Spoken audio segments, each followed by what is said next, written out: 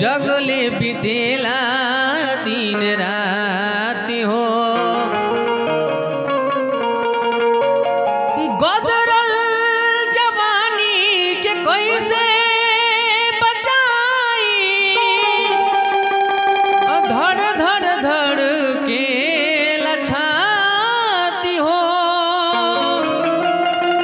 धड़ धड़ धड़ के लछाती हो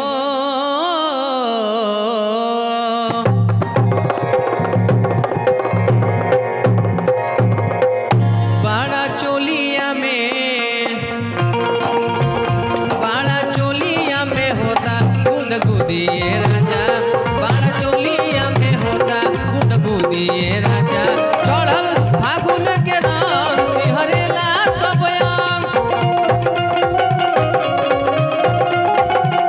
चढ़ल फागुन के रंग सिहरेला सब अंग हमार फेल भइल जाता सारा बुधिए राजा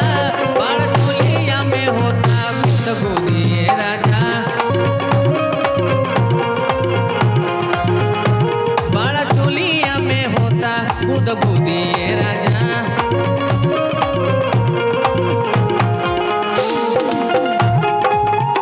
वाह क्या बात है।